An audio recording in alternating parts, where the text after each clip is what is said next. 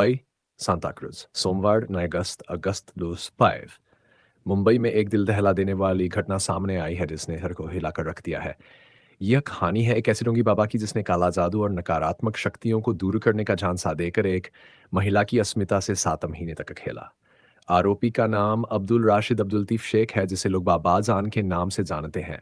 बाबा जान खुद को तांत्रिक और बाबा बताकर लोगों को बहलाता था और दावा करता था कि उसके पास ऐसी शक्तियां हैं जिससे वह किसी के भी जीवन से भूत प्रेत, बुरी नजर और नकारात्मक ऊर्जा को खत्म कर सकता है। इस बार उसकी नजर पड़ी एक ऐसी महिला पर जो पहले से ही अपने पति के साथ चल रहे वैवाहिक विवाद से परेशान थी। महिला का मानसिक हाल बहुत कमजोर था और वह किसी सहारे की तलाश में थी। इसी कमजोरी का फायदा उठाकर बाबा जान ने पहले उसे समझाया कि उस पर बुरी नजर है, भूत प्रेत का साया है और अगर इसका इलाज ना किया गया तो उसकी जिंदगी पूरी तरह तबाह हो जाएगी।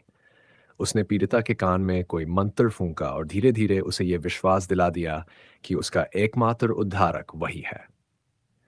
इतना ही नहीं, उसने ये भी कहकर महिला के मन में शक का बीज बो दिया कि उसकी अपनी बहन ही उससे जलती है और उसका इलाज कभी पूरा नहीं होने देगी। इस तरह महिला को परिवार से अलग कर दिया गया और पूरी तरह अपने जाल में फंसा लिया गया। इसके बाद शुरू हुआ दरिंदगी का सिलसिला। बाबाजान ने महिला को कई बार अलग अलग ठिकानों पर बुलाया। कभी सांता क्रूज पश्चिम की हसनाबाद लेन, तो कभी नवी मुंबई के खालापुर महाड में।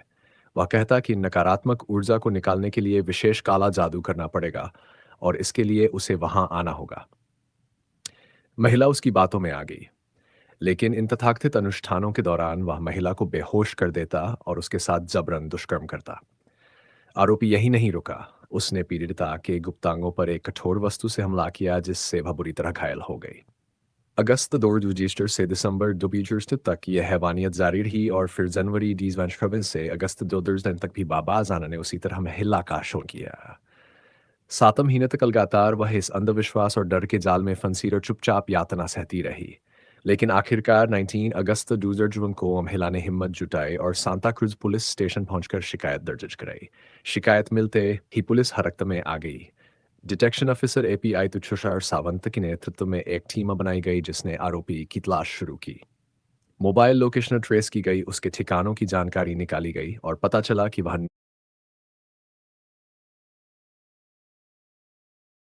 नवी मुंबई के कलंबोली इलाके में रह रहा है। वहां स्थानीय पुलिस की मदद से दबिश दी गई और बाबाजान को उसके घर से धर दबोचा गया। पहले उसे कलंबोली पुलिस स्टेशन ले जाया गया, स्टेशन डायरी में घटना दर्ज की गई और फिर उसे सांता क्रूज पुलिस के हवाले कर दिया गया। पुलिस ने आरोपी पर दुष्कर्म, छेड़छाड़, धमकी और धोखाधड़ी की गंभीर धाराओं में केस दर्ज किया है। अदालत में पेशी के बाद आरोपी फिलहाल पुलिस हिरासत में है और उससे पूछताछ की जा रही है। दूसरी ओर पीड़िता का कहना है कि वह मानसिक और शारीरिक रूप से पूरी तरह टूट चुकी है। उसे विश्वास ही नहीं हो रहा कि नाम पर उसे इतनी बड़ी यातना झेलनी पड़ी। मेडिकल जांचों में डॉक्टरों ने उसके गुप्तांगों पर चोट की पुष्टि भी की है। यह घटना सिर्फ एक अपराध की कहानी नहीं बल्कि समाज के लिए एक गहरी चेतावनी है।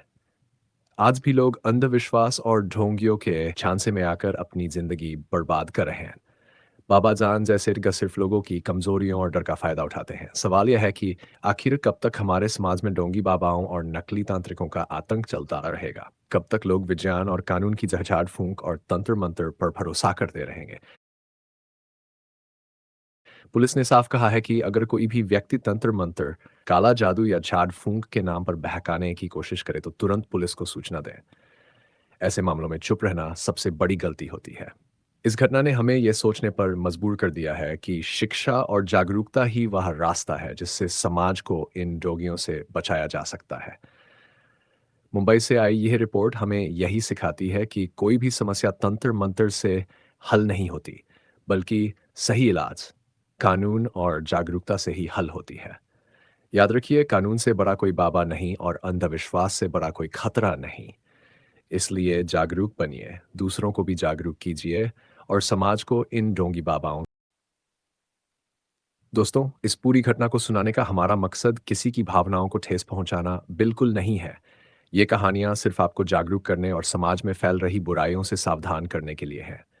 अगर आपको हमारी ये कोशिश सही लगी हो, तो हमारे चैनल को ज़रूर सब्सक्राइब करें और जुड़े रहें हमारे साथ, क्योंकि आपकी जागरूकता ही हमारी ताकत है।